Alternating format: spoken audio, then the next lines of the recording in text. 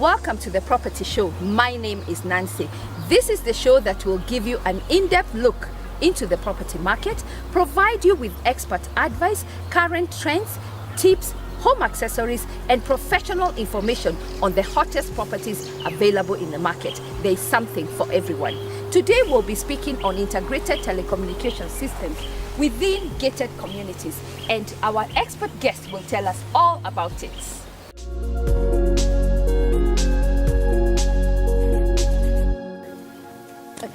Karibu sana, Mr. Mumba Hinzano. Thank you for having me. Tell us about engineering services. We're talking about service engineering in a given gated community or in a given development. We usually work with the developers and the architects and everybody else in the project. We provision for services, especially shared services in such a development that make it a bit more wholesome. So you provide the whole services to make a development holistic, but tell us, what services are they individually? There are actually many services depending on the sort of development you're thinking about. You might have a higher end development or a low cost development. The services inputted in this development will actually depend on the kind of a development. But there are those services we call very necessary services. And a must-have. They are must-have in any development. Mm. There are those services that are must-have and others that pertain only to high-end development. I will give you some examples. Centralized aerial and centralized satellite actually make it possible for you to to maintain the aesthetics, the value of a property, because instead of each and every individual putting up their own ugly looking aerials and satellite dishes and messing up your rooftops and messing up the aesthetics of the place, you could have one aerial or one satellite dish shared up to 200 housing units, you know, and it's in a central place, it's out of the way, so all you do in a development is plug in, you get your satellite services, you get a TV services, you get your intercom services. So these two, the aerial and satellite services in a central system are basic in any development. As you progress higher to the higher end, you have internet, you have CCTV, you have fire and smoke. It actually depends on the development. At what point do we engage with you, and who engages with you? Is it the developer or the architect? It is advisable for us to be engaged at the initial stage, which would be at the design stage. It doesn't matter really who engages with us. It could be the developer himself. We have 22 years experience in the market, or it could be from the architect. But the most important thing is we need to be engaged at the very early stage, at the design stage. I'm going to give you an example. For instance, a lot of developers go into development and they look at these services as necessary. The architect probably provisions for them, but on the way they want to cut down on costs, and then they realize that these services are needed much later. All right? So these services require some basic infrastructure. If you're going to have internet in a development, that internet does not run on its own. It needs internal conduits to be provisioned from the very beginning. It needs pathways upon which the internet cables are going to be pulled. So having them later means having to hack walls in order to put these conduits and whatever infrastructure you need. Is it something that has been done for a long time, or have you just started? And how have the developers accepted? Well, I'll tell you, my experience is quite varied, but we started these services ourselves as a company in 1991. And we really had a difficult time convincing developers that, look, you need these services. And everybody said, look, they're going to put up their own areas, they're going to put up their own dish, it's less from my pocket, all right? But it didn't take a very long time for almost everybody to realize. So it took us roughly about 5 years to educate people. For us to actually be able to inform and show practically to developers that, look, this is something you really need. So our first major development came about in about 1996. And from then until now, it goes without saying, really, that if you're going to have this kind of development, you need to have these services provisioned for. And we also have a very discerning buyer today who wants everything put together.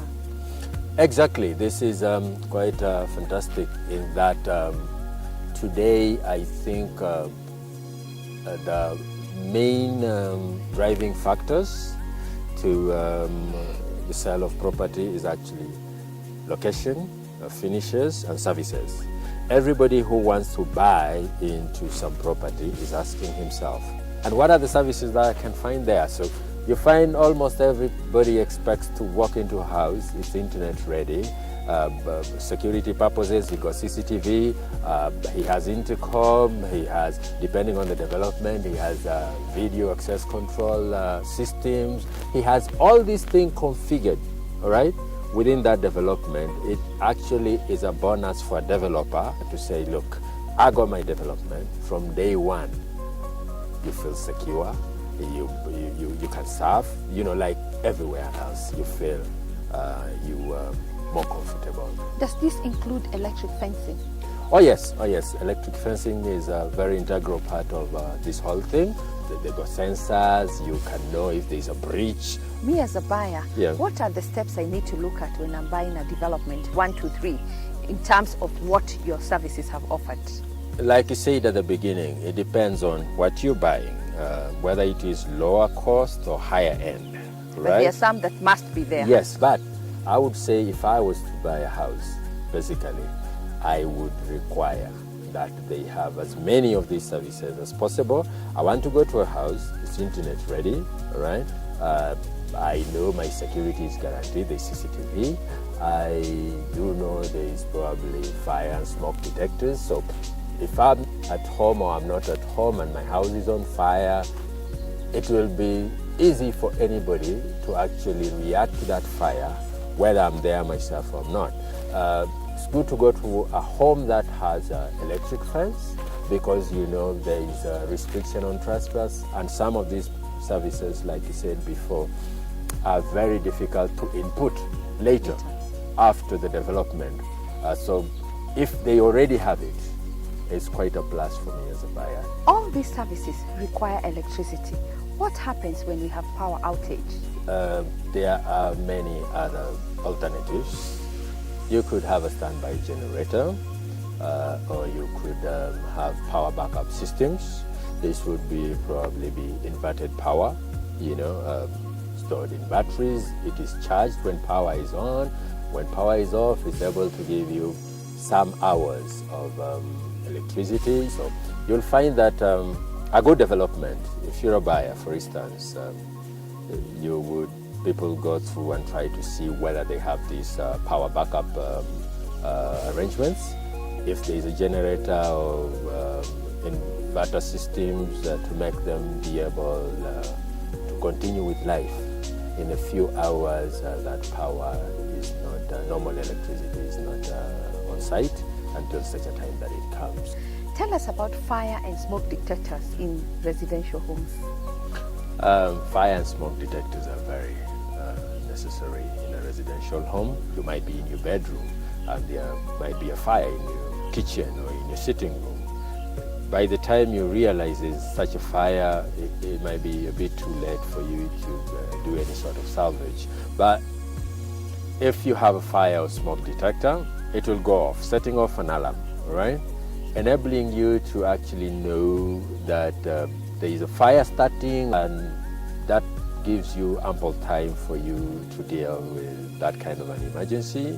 So it limits the actual time taken between detection of a fire and actually arresting of the situation, which is actually very crucial. We've always thought smoke and fire detectors are perhaps for commercial space and retail or hospitality.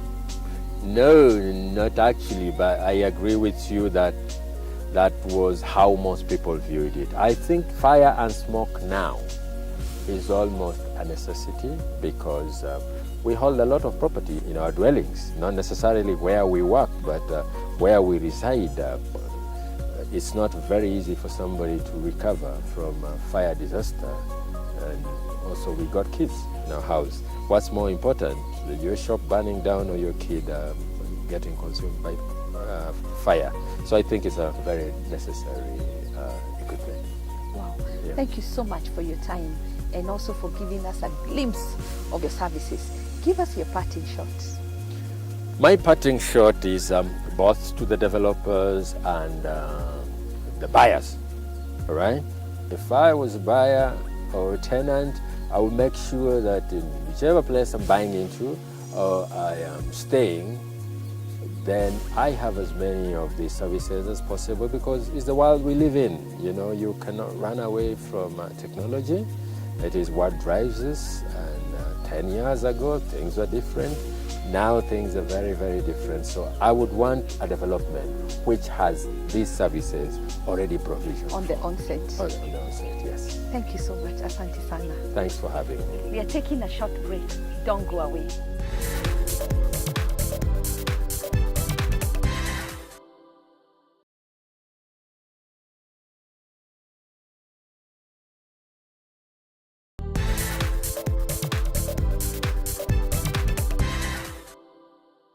At the end of the show, we shall give you the highlights on integrated telecommunication systems.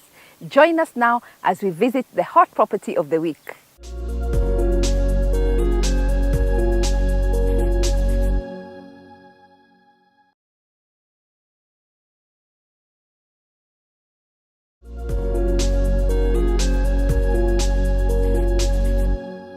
And that was our hot property of the week. Let's see what we have on the accessory spot.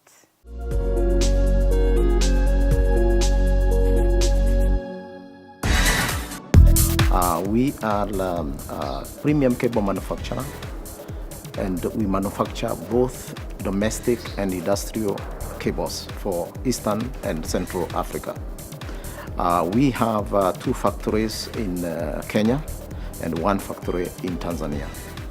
We manufacture quality and reliable cables, which are also economical. The company started operations in 1966, so we have been making the cables to those international standards for the last 47 years. We are currently manufacturing low voltage cables. Low voltage is mainly for industrial and domestic application.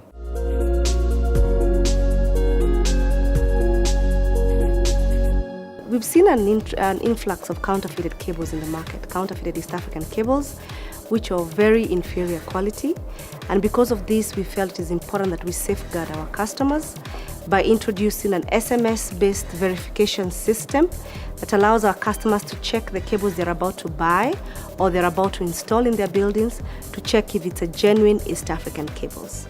Because we are known for our good quality, we wanted to be sure that our customers are getting what they're paying for. The first thing they need to do is to check for the verification sticker, which is on the inside part of the roll. Scratch the sticker, and inside you'll find a 12-digit code. SMS the 12-digit code to a toll-free code number that is 38353. Once you SMS the number to that code number, the response will come back. If the cable is genuine, the response will say, okay, East African cables. That will allow you to be able to buy that cable or install it with the peace of mind knowing that it's a genuine product. The call center also is free. The number you can call is 0800 720 122. So we are really emphasizing to our customers, you the developer, please before the cables are installed, ensure you randomly verify a few cables that have come to your site before the installation is done. You who's about to buy in a shop, before you purchase, ensure you scratch and verify the cable before you can leave the shop. Also, ensure you get a receipt once you do a purchase. In addition, we have over 15 exclusive shops countrywide that are East African Cables shops. In addition, from the shops, you can be able to get an accredited East African Cables electrician. Last year we began a Fundi Club, which was necessitated by the fact that it is all good to sell genuine East African cables, but we have to ensure that the cables are also accompanied by a genuine electrician to do the installation.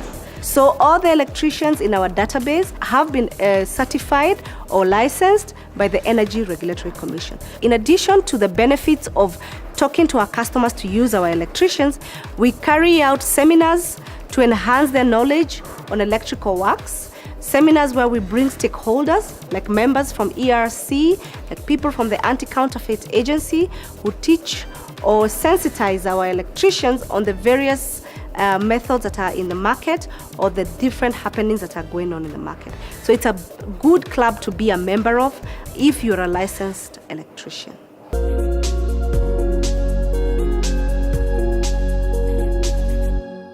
Let's look at other properties available in the market.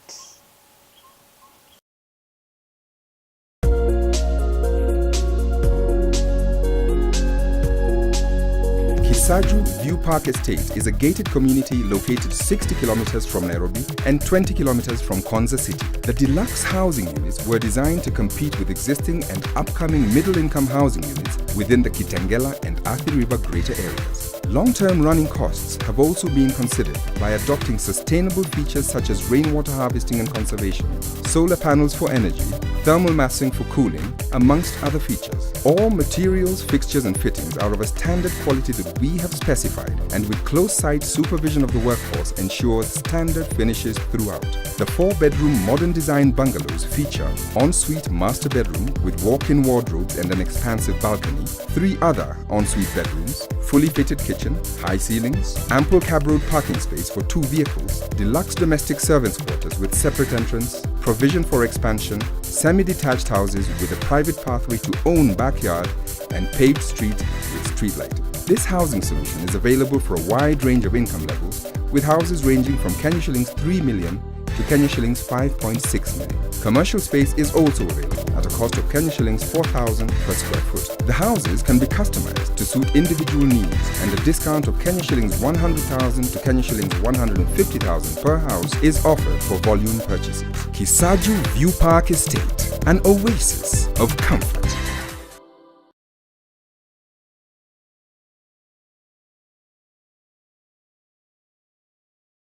I hope you have enjoyed the show, and here are the highlights.